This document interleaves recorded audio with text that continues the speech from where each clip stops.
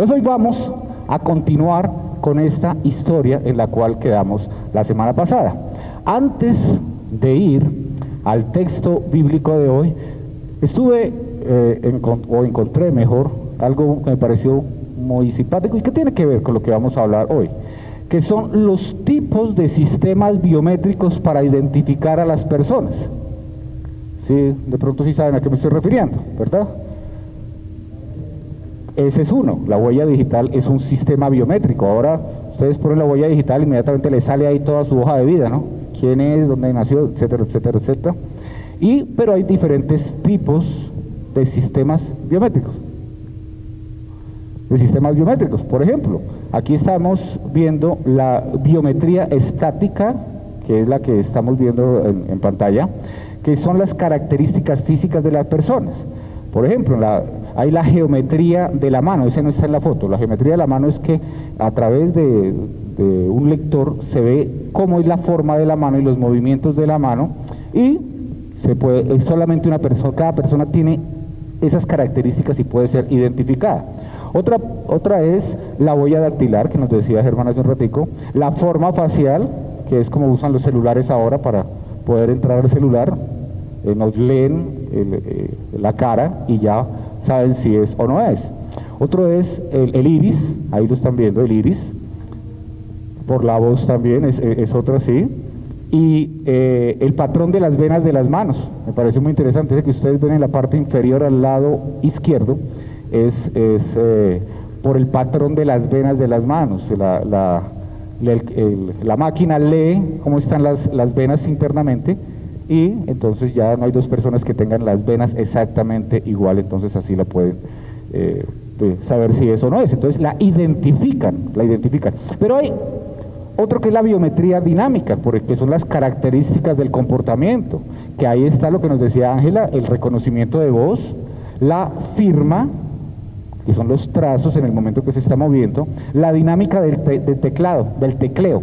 Como una persona teclea no es igual a otra, entonces ya la pueden identificar. Y la conducta gestual, los gestos que hacemos también nos pueden identificar todo. Para todo esto sirve toda esa inteligencia artificial de la que tanto hemos escuchado últimamente. Pero ¿qué tiene que ver eso con el texto de hoy? Pues porque hoy vamos a hablar de identificación también, ¿Cómo así? Bueno, vamos a continuar con Mateo. Mateo capítulo 3, versículos 13 al 17. Mateo capítulo 3, versículos 13 al 17. Ese es el texto, y es el texto que conocemos todos, y si no lo hemos leído, por lo menos hemos visto películas en las cuales sucede esto. Estoy casi seguro de que ha sido así. ¿Cuál es el título de la reflexión de hoy? Identificación total. Y allí en la foto vemos un niño y un papá que se están identificando por algo. El niño se identifica con su papá porque tiene un mismo comportamiento, utiliza la misma máscara, utiliza también la misma camisa, entonces se identifica con el papá. Y es algo muy hermoso, porque hoy vamos a reflexionar sobre algo especial. ¿Cómo nos ve Dios a nosotros? Cuando nos escanea, cuando pasa su mirada sobre nosotros, ¿qué ve? ¿Ve nuestra huella dactilar o ve otra huella dactilar? ¿Ve mis manos o ve otras manos? ¿Ve mi comportamiento, mis gestos o ve otros gestos? ¿Qué ve Dios cuando me ve a mí, cuando te ve a ti? Entonces, vamos hoy a ir a este texto maravilloso y pensemos que Jesús llega a los 30 años, ha estado 30 años viviendo en Nazaret, ¿haciendo qué? Carpintero, dedicado a la carpintería, como era lo que sucedía en esa época. Los hijos seguían el negocio de sus padres o el oficio de sus padres, entonces él era carpintero. Y había llegado el momento de salir a escena. Juan el Bautista, como lo vimos hace 8 días, está preparando el terreno para el encuentro de la humanidad con Jesús. Está llamándolos a un arrepentimiento, a una búsqueda de Dios, y es lo que está haciendo Juan el Bautista. Y muchas personas, porque recuerden que leímos que personas de muchos lugares llegaban hasta allí a confesar sus pecados y a bautizarse, diciendo: sí, de ahora en adelante voy a ser una persona diferente. Es decir, el pueblo sí estaba siendo consciente de su pecado y de su necesidad de Dios. Y Juan el Bautista está diciendo: hay uno que ha de venir, ya vendrá, está pronto a llegar, Él los va a bautizar con Espíritu Santo y fuego, que ya explicamos qué quiere decir esta frase. Y ya viene, pero aún no ha sido identificado. No le han pasado el escáner. Nadie sabe quién es ese Mesías que está a punto de aparecer. Y ahora Jesús va a entrar en escena.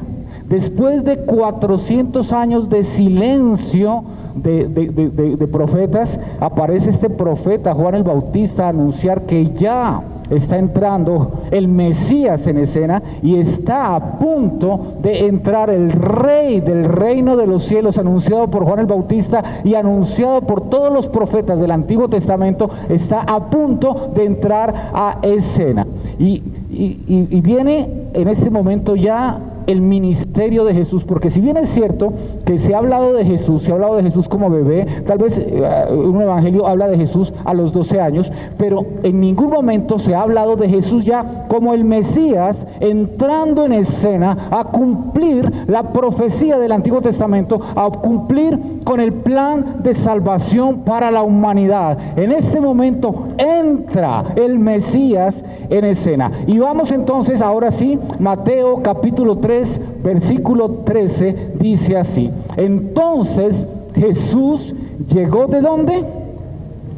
De Galilea. ¿A dónde? Al Jordán.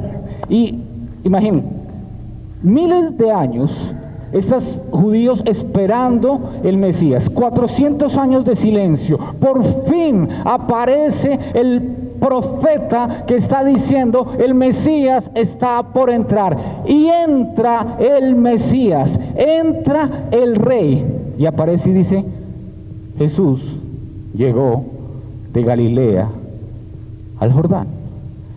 Y si ustedes se pudieran parar en ese momento en la escena, posiblemente la escena es frustrante, porque Juan el Bautista nos ha hecho pensar en un poderoso personaje que viene con el poder de Dios para bautizar en Espíritu Santo y con el mismo fuego del juicio por el pecado.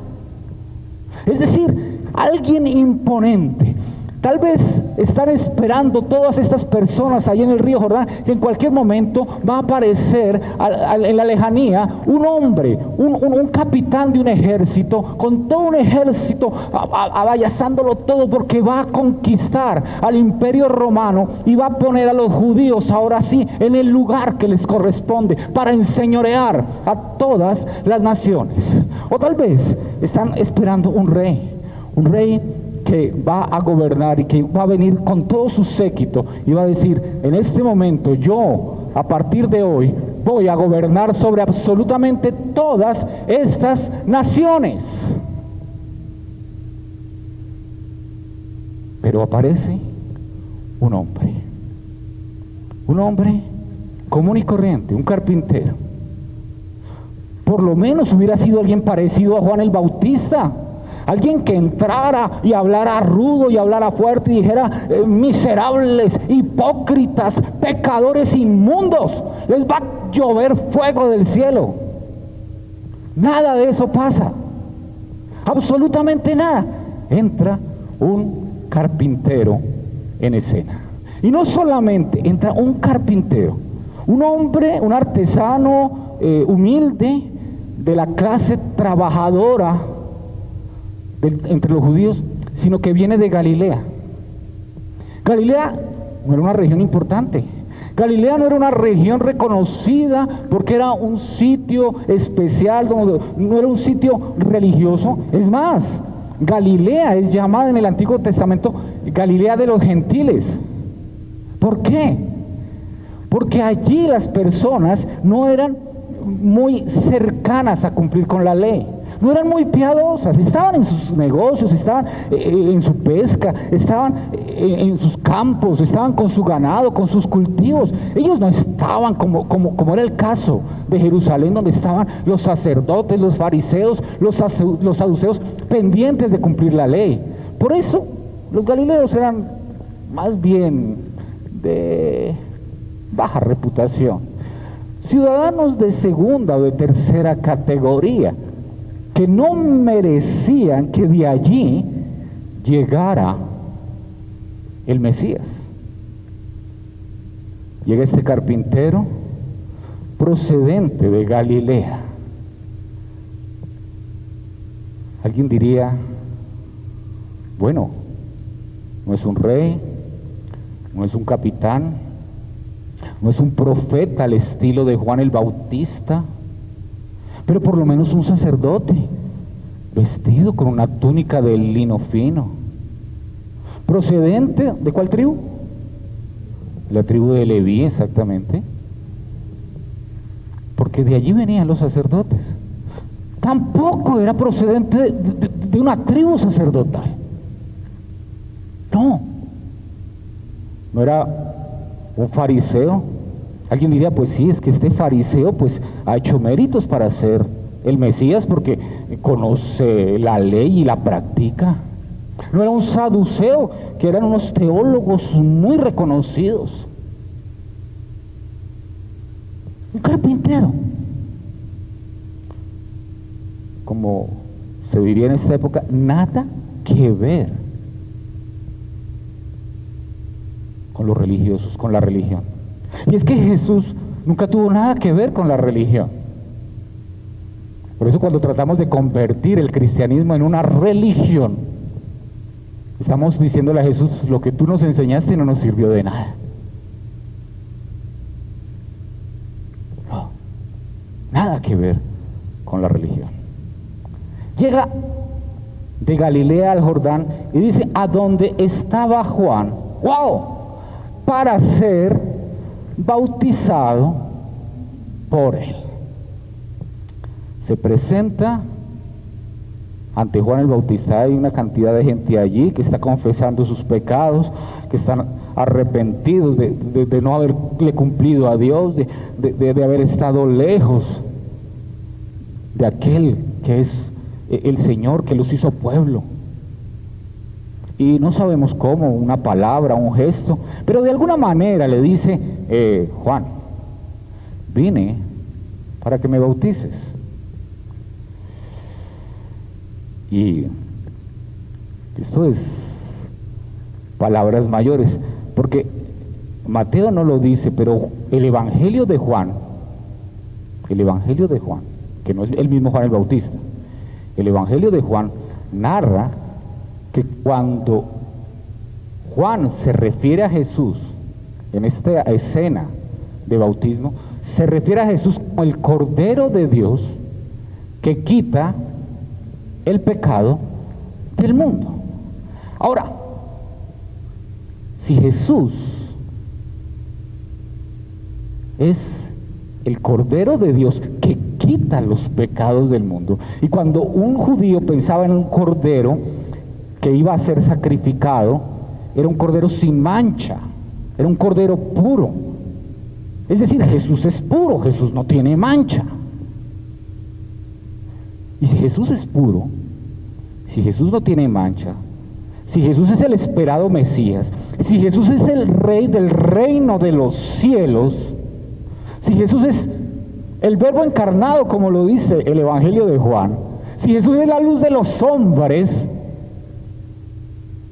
¿por qué quiere ese Jesús, ese Mesías, ese Cordero de Dios, ser bautizado por Juan el Bautista, por su precursor?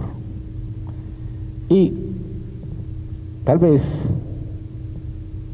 si alguien no ha escuchado esta reflexión, que seguramente la hemos escuchado todos, Alguien podría pensar, pues, porque el Mesías antes de entrar en escena, pues necesita arrepentirse de sus pecados, necesita convertirse a Dios. Pero vamos a prestar atención a lo que viene a continuación, porque de este texto que viene a continuación se trata la reflexión de hoy. ¿Por qué? Porque el bautismo de Jesús señala su identificación con los pecadores. Entonces, lo que nos va a decir Mateo, lo que nos va a decir este acto de Jesús, es que Jesús se identifica tanto conmigo que cuando yo pongo mi huella dactilar no aparece mi huella dactilar, sino la de Jesús. Que cuando viene el escaneo no ve mi pecado porque ve a Jesús.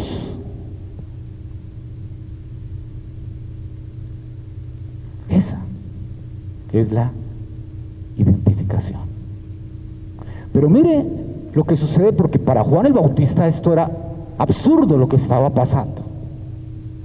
Dice el versículo 14, pero Juan trató de impedirlo diciendo, yo necesito ser bautizado por ti y tú vienes a mí. Un momento. Juan es absolutamente sorprendido, tal vez sin palabras, y por el saludo de Jesús sabemos, o por el saludo que le hace a Jesús, sabemos que Juan el Bautista reconoce que Jesús es el Mesías.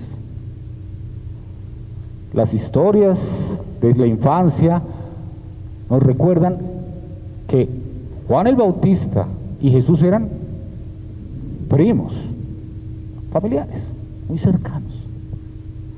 Es decir, puede ser que se conocieran, puede ser que no, pero así se conocieran, Juan el Bautista no sabía que su primo era el Mesías. Aún así, en ese momento lo identifica y por eso le responde, yo necesito ser bautizado por ti y tú vienes a mí. Ya les adelanté un poquito de lo que dice Juan respecto a esta escena, pero vamos a leerlo. Vamos a ir a Juan capítulo 1 versículos 29 y 30. Dice, al día siguiente Juan vio que Jesús se acercaba a él y exclamó, aquí viene el Cordero de Dios que quita el pecado del mundo. Es aquel de quien dije, después de mí viene un hombre que es ¿qué? Más importante que yo, porque existía antes que yo. Me gusta esta traducción. Los otros dicen que a mí, pero esta es más cercana al original. El Cordero de Dios, ese que está allí, este hombre que viene a bautizarse, es más importante que yo. Es mucho más grande y no solamente eso, existía desde antes que yo existiera. Ahora, ¿quién es mayor, Juan el Bautista o Jesús? Juan el Bautista es ¿cuántos meses mayor que Jesús? 6 meses. Pero cuando Juan el Bautista dice que es antes que yo, se refiere a que existe desde el principio de la eternidad, que no tiene comienzo, que Él siempre ha estado, que Jesús siempre ha estado allí. Juan el Bautista dice, Él es antes que yo, porque aunque yo le lleve 6 meses aquí en esta tierra, Él en la eternidad ya existía desde el principio de todo, Él no tiene inicio. Pero recordemos que el bautismo de Juan el Bautista es para pecadores arrepentidos. Por eso Juan el Bautista le dice a Jesús, oye, un momento, tú no tienes pecado, tú eres mayor que yo, tú eres más importante que yo, tú eres el Mesías, tú eres el Rey del reino de los cielos. Un momento, tú eres el que vienes a bautizar con el Espíritu Santo y con fuego de juicio. un momento, yo no necesito, o tú no necesitas que yo te bautice. ¿Cómo se te ocurre? Es al contrario, yo soy el que necesito ser bautizado por ti. ¿Cómo se te ocurre pedirme tal cosa?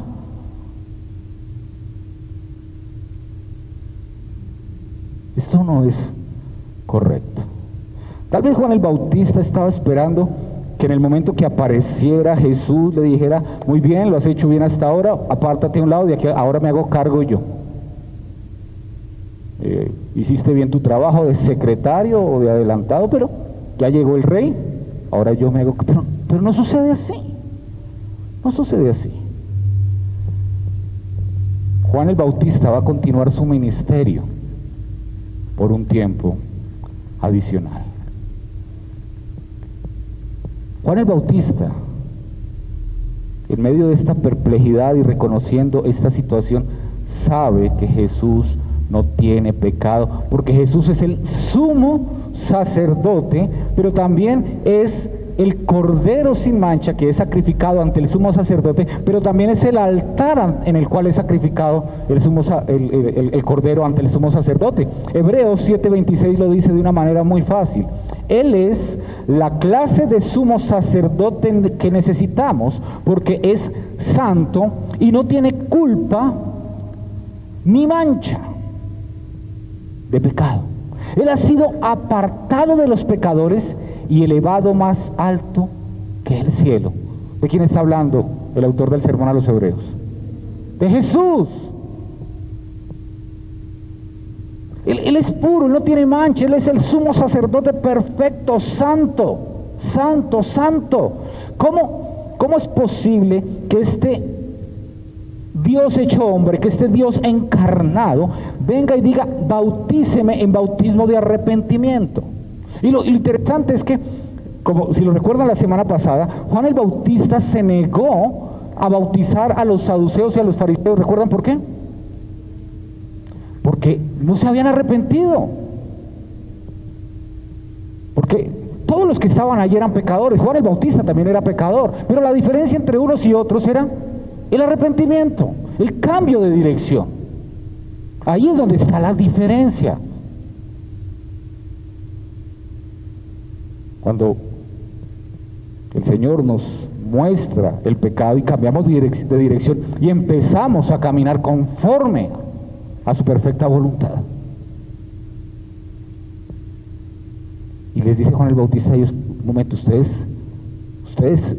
no deben estar acá. Ustedes son unos hipócritas. Sobre ustedes va a venir un juicio. Pero ahora Juan el Bautista hace exactamente lo mismo con Jesús. Se niega a bautizarlo, pero por las razones exactamente opuestas. Yo soy un vil pecador que está aquí invitando a mis compatriotas judíos y a mí mismo a que nos arrepintamos para ser mejores judíos, para vivir conforme a la voluntad del Señor, y tú vienes a que te bautice. Un momento, lo siento, pero no lo voy a hacer. ¿Y qué hace Jesús? Jesús le respondió: permítelo ahora, porque es conveniente que así cumplamos toda justicia. Entonces Juan consintió. Jesús le dice a Juan el Bautista: no, sí, tienes razón, o no tienes razón, yo soy un pecador y yo necesito arrepentirme. ¿No? Tienes razón, es correcto lo que tú estás afirmando, es correcto que yo debería ser el que te bautizara a ti. Pero Jesús le dice: permítelo, le da la orden. Él es el rey, le da la orden. No era que ese acto de sumergirse Jesús en el río cumpliera toda justicia, porque en sí mismo el acto simplemente estaba identificando a Jesús con los pecadores. Lo que estaba haciendo este acto de Jesús, llegando a ese lugar donde estaban todos estos pecadores, arrepintiéndose y reconociendo sus pecados, era identificándose con ellos. Jesús no llegó al Jordán para que lo identificaran a él. ¿Sí se dan cuenta? Jesús no llegó al Jordán para que todos dijeran: ¡hey! El Mesías llegó. ¡Hey! Mírenlo, es él, el Rey. Mírenlo, aquí está. Porque posiblemente, difícilmente lo iban a creer en ese momento, sino para identificarse él con nosotros, los pecadores. ¿Solo lo hizo ese día? No. Eso es exactamente lo que hizo en su nacimiento, vida y muerte. Esto es maravilloso.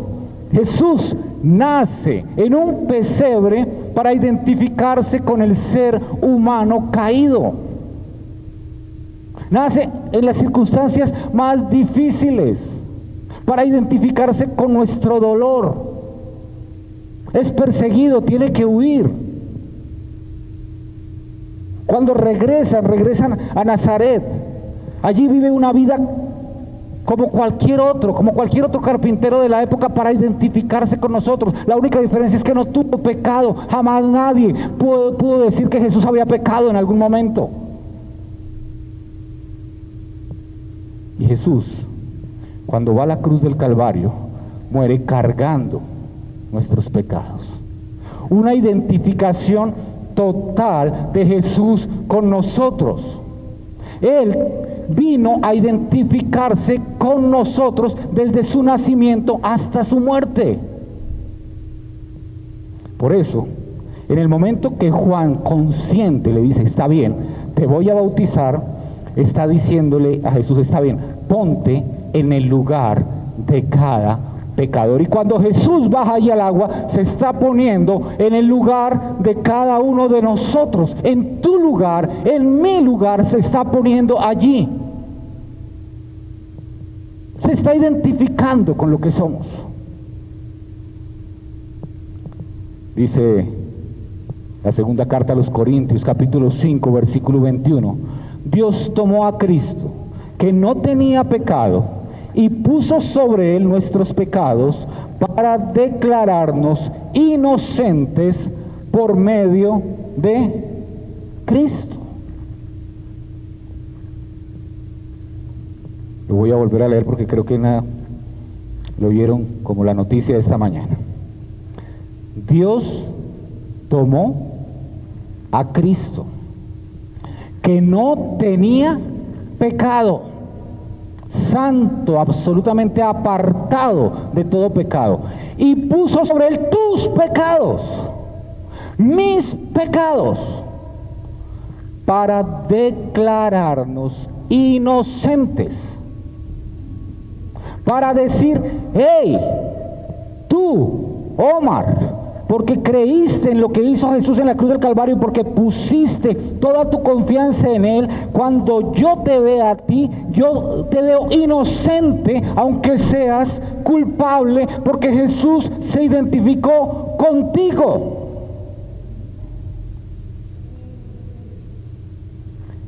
Esa es la verdad más maravillosa.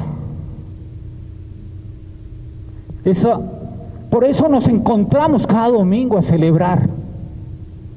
Porque Jesús no es un profeta que apareció a dar un mensaje bonito, ni es alguien que vino a dejarnos una serie de maneras, de rituales para practicar o de estilos de vida. No. Jesús vino a identificarse con cada pecador que cuando cree, cuando deposita su confianza en la obra de Cristo, en esa identificación de Cristo con nosotros, pasa de muerte a vida. Recordemos Juan 3:16, porque de tal manera amó Dios al mundo, ¿cierto? A toda la humanidad, que dio a su hijo unigénito, ¿cierto? Es decir, lo que estamos viendo, lo dio para que se identificara, para que naciera, para que creciera, para que se identificara con nosotros los pecadores, para que muriera en la cruz del Calvario por nosotros los pecadores. ¿Y qué termina diciendo? Para que todo aquel que en él confíe o crea, confíe, digámoslo confíe porque es que creer lo dejamos aquí en la cabeza, deposite su confianza en esa obra, no se pierda, sino que tenga vida eterna. Esa es la identificación de Cristo Jesús con nosotros, maravillosa, para declararnos inocentes por medio de Cristo. Versículo 16. Después de ser bautizado, Jesús salió del agua inmediatamente y los cielos se abrieron en ese momento. Jesús confesó sus pecados antes de ser bautizado. ¿Por qué? Porque no tenía. Jesús simplemente baja al agua, se identifica con nosotros los pecadores y es sumergido en el agua. Y en ese momento se abren los cielos. Esa expresión, se abren los cielos, aparece varias veces en el Antiguo Testamento. Ese que algo sucede de manera sobrenatural y los cielos se abren. Lo narran profetas como Isaías, como Ezequiel o Zacarías, lo narran, pero cuando ellos ven que los cielos se abren, ¿qué sucede con ellos? Caen como muertos, quedan privados porque alcanzan a ver algo de la grandeza de Dios.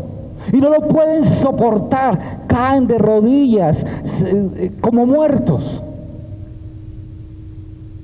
Porque los pecadores no podemos enfrentar la grandeza de Dios, la santidad de Dios. Pero aquí se abren los cielos y Jesús sale del agua y mira los cielos y no pasa nada. Él no cae.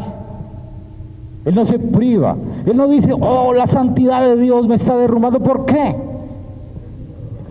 Porque Él es Dios, porque Él es santo, porque Él es perfecto, porque ante Él sencillamente está viendo su hogar, su Padre. A Él no le va a pasar nada cuando se abren los cielos.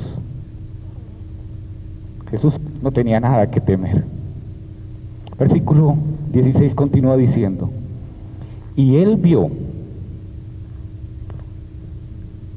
al Espíritu de Dios que descendía como una paloma y venía sobre Él.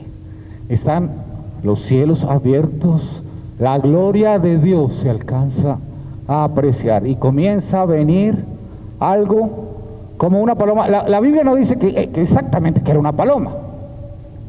Dice como una paloma. Puede ser que fuera una paloma, puede que fuera algo parecido a una paloma. Algo que se veía parecido a una paloma. Pero está allí. Está allí actuando. Está allí obrando. Y la Trinidad se hace presente en ese momento. El Padre habla, el Hijo está allí y el Espíritu Santo baja sobre Jesús como una paloma. Ya vamos a entrar a la parte siguiente. ¿Desde cuándo aparece el Espíritu Santo en la Biblia? ¿Lo ves? Génesis capítulo 1 versículo 2, ahí aparece. La tierra estaba desordenada y no tenía forma. Informe es la palabra en hebreo, desordenada e informe. La oscuridad cubría el profundo abismo, mientras que el Espíritu de Dios se movía sobre las aguas. El Espíritu Santo siempre ha estado presente, actuando en toda la historia de la humanidad. El Espíritu Santo aparece vez tras vez en el Antiguo Testamento, ungiendo profetas, ungiendo reyes, levantando personas para hacer la obra de Dios.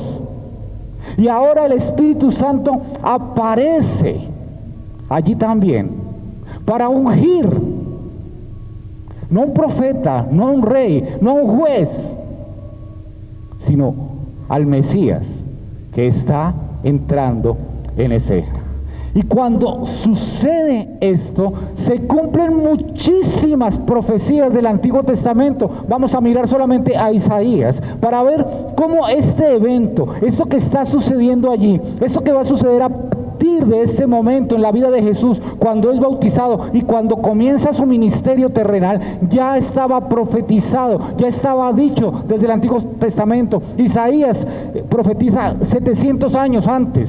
Y ya había escrito cosas tales como Isaías 42:1, donde dice: vean a mi siervo, a quien yo sostengo, mi elegido, en quien me deleito. ¿En el qué? He puesto mi espíritu. Él mostrará lo que es justicia a las naciones del mundo. Él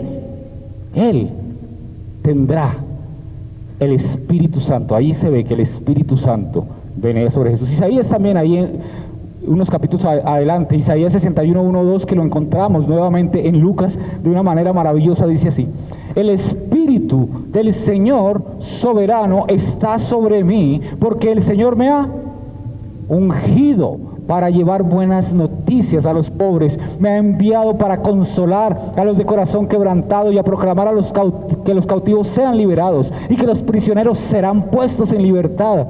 Él me ha enviado para anunciar a los que se lamentan que ha llegado el tiempo, del favor del Señor, junto con el día de la ira de Dios contra sus enemigos. ¿Para qué le ungió el Espíritu Santo? Para llevar toda su misión salvadora.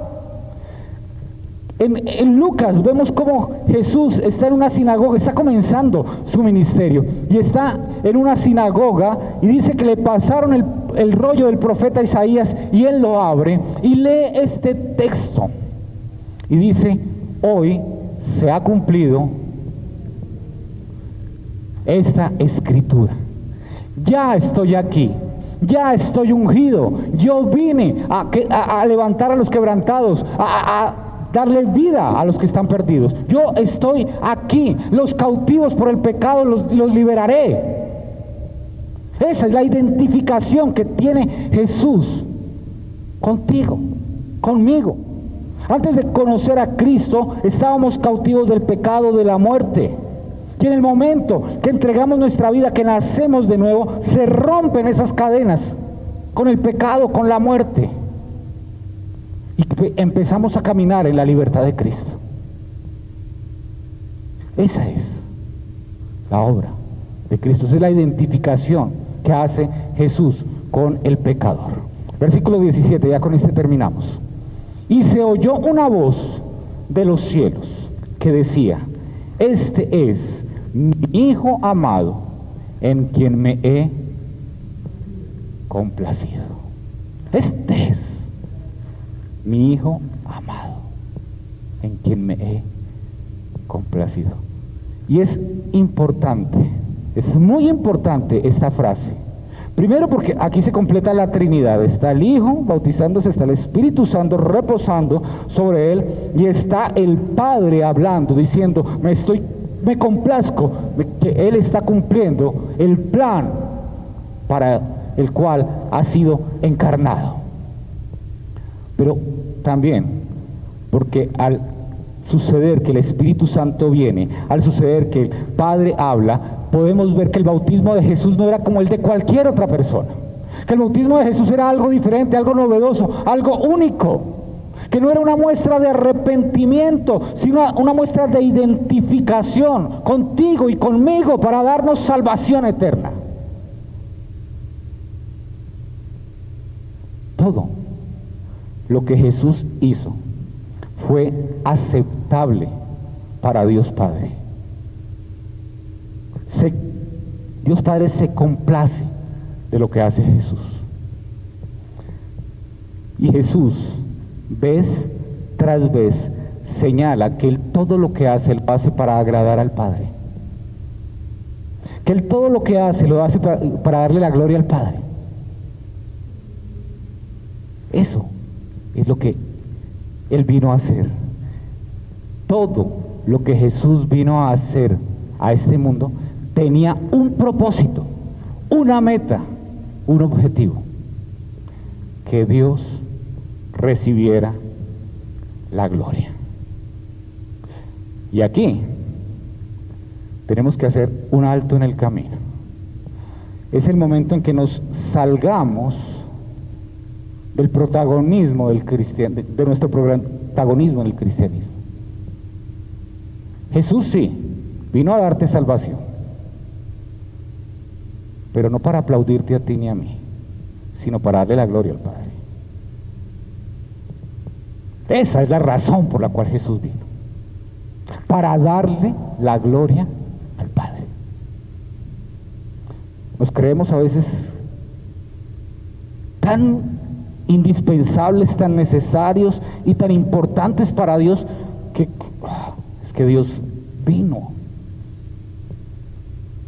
para sacarme del pecado. Sí, Él vino, pero el objetivo no era sacarnos del pecado, el objetivo era darle la gloria a Dios. Ese es el objetivo final. Por eso, cuando tú llevas el Evangelio, cuando tú le enseñas a una persona la palabra de Dios, sí, esa persona, si reconoce, si confía en el Señor Jesucristo, va a salvarse. Pero el objetivo no es que la persona se salve, el objetivo es que tú y esa persona le den la gloria a Dios.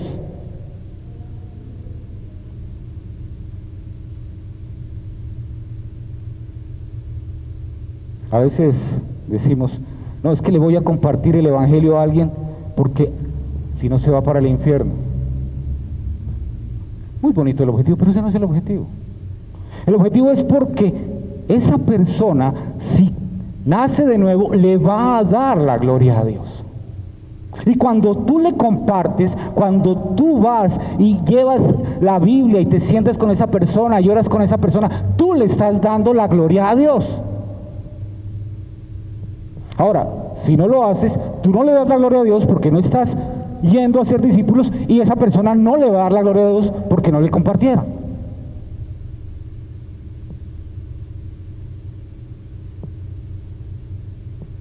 El objetivo siempre es darle la gloria a Dios. No se trata de nosotros. Aquí no estamos porque se trate de nosotros. Aquí no estamos para acallar nuestra conciencia religiosa y que salgamos diciendo, uy, ya cumplí con otro servicio, con otro culto. No. O para sentirme más cerca de Dios. Porque digo, sentirme, el centro soy yo. Aquí estamos porque a lo largo de la semana le hemos dado tanto la gloria al Señor que no podemos pasar el domingo sin encontrarnos con nuestros hermanos en la fe para juntos darle la gloria a Dios.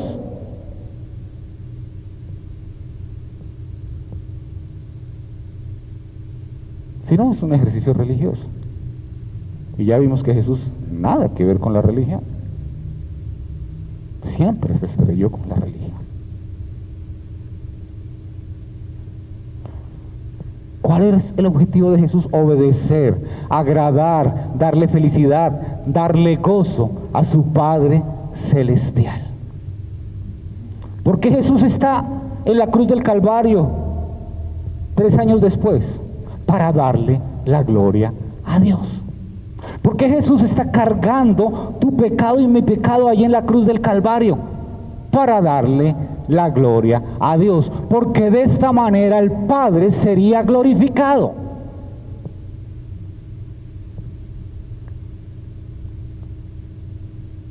Por pura misericordia del Señor, alcanzamos a ser extras en la película de la salvación.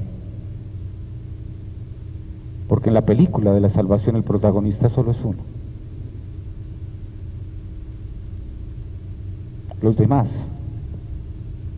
estamos allí por misericordia nada más. Salgámonos del centro de la película de la salvación.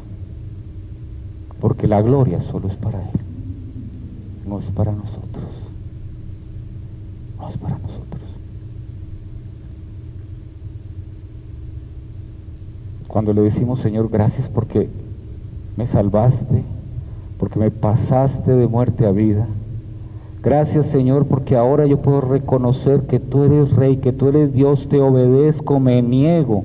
Tú eres lo más importante, tú eres más importante que mi vida misma, tú eres más importante que mis gustos, tú eres más importante que mi familia, tú eres más importante que lo que me parecía tan importante como una cuenta bancaria o como un título o todo eso. ¿Es por qué? Porque tú eres tan importante que la gloria solo es para ti.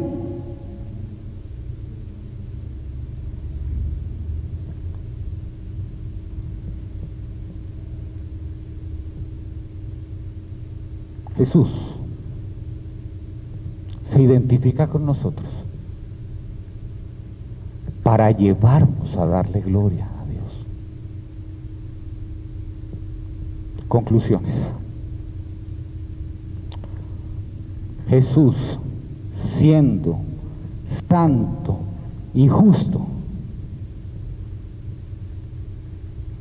se encarna no para saber qué se siente ser un ser humano, para identificarse contigo y conmigo.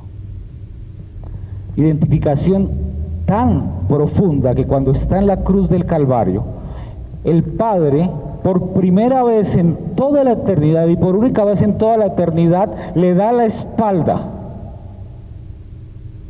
porque no puede ver todo el pecado que él está cargando.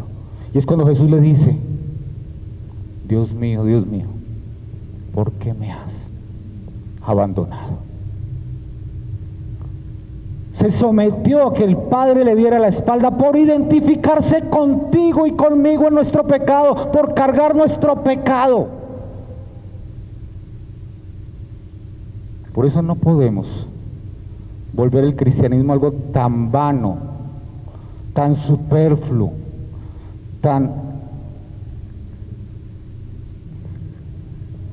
esa palabra que no quiero decir, que es que Jesús murió en la cruz del Calvario para darme plata. Es que Jesús murió en la cruz del Calvario para que yo descubra al ganador que hay en mí. Es que Jesús murió en la cruz del Calvario para que yo me empodere.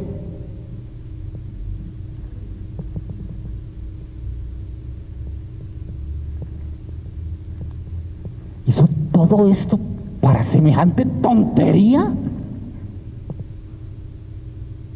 No. Para identificarse con nosotros y que le demos junto con Él la gloria al Padre al ser salvos para una vida eterna. Jesús no hizo un sacrificio a medias.